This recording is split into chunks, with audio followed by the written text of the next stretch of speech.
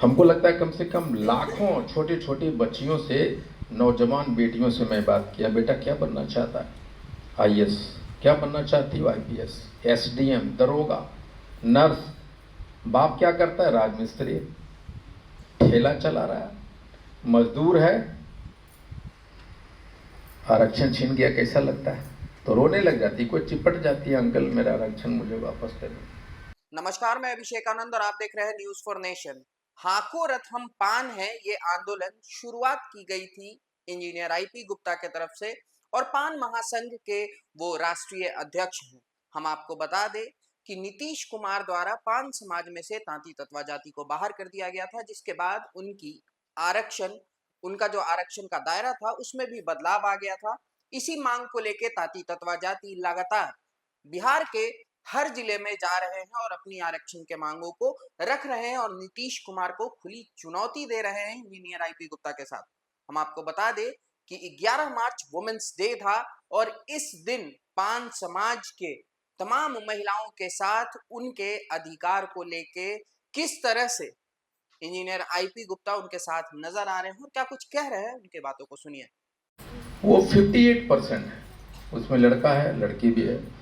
हो सकता है लड़की 40% हो, लड़का 60% हो, 58%।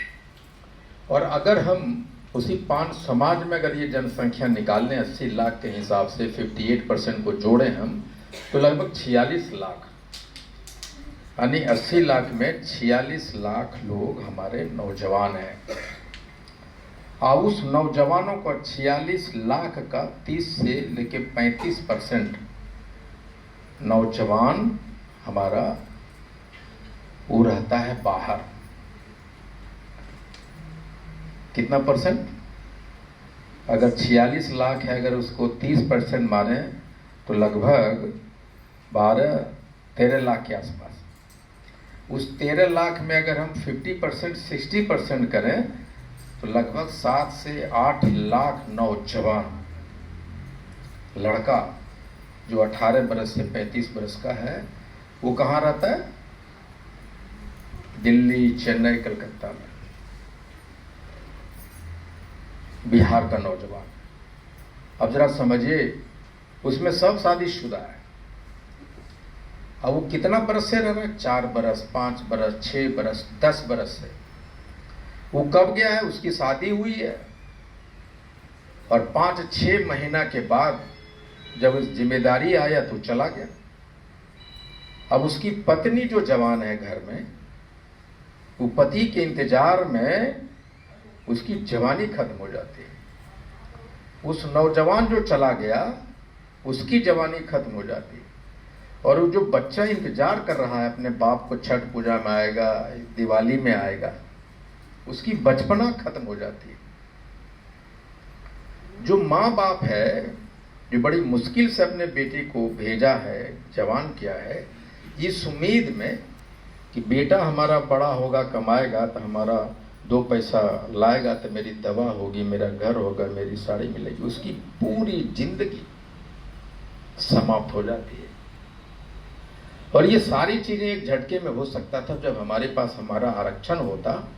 तो ये जो 35% हमारा नौजवान बाहर है, वो नहीं होता, हमारे पास आता। तो अब समझिए कि इसमें सबसे ज्यादा कौन पीस रहा है? छोटी छोटी बच्चियां, छोटी छोटी बच्चे, जवान हमारी बेटियां, जो बहुत सारे सपने लेके शादी करके घर आए, उसके सारे सपने खत्म हो जाता है। ये जब हाको रथ हम पान आंदोलन अब लगता है कि हमारा आरक्षण मुझे मिलेगा, तो सबसे पहला काम हम करें कि जो बाहर गया है लोग, हम उसको बुलाएं। और लोगों को पता नहीं है कि जो आरक्षण में जो सुविधाएं हैं सरकारी, ठेकेदारी में, रोजगार में, उसका कोई लाभ नहीं ले पाता है। वो मैंडेटरी है कि 5% अनुसूचित जाति के लोगों को मिलना है। और ये जो 5% रोजगार में, नौकरी में, ठेकेदारी में, ये जो आरक्षण, उसको कौन उठा रहा है? वो उठा रहा है जो बड़े बड़े बिजनेसमैन हैं अनुसूचित जाति के, वो उठा रहे हैं। और वो सारे दरवाजे बंद कर दे रहे हैं छोटे छोटे अनुसूचित जाति के लोगों को। हमने अपनी दुर्दशा तब करा लिया जब हमने बुनकर से राजमिस्त्री हो गए। हम हर एक घर में लूम लगवा देंगे अगर हमारा आरक्षण वापस आता है। और एक बार फिर मैनचेस्टर बनेगा बिहार, और वो मैनचेस्टर बनाएगा तांती ततवा पान ही पूरे भारत को।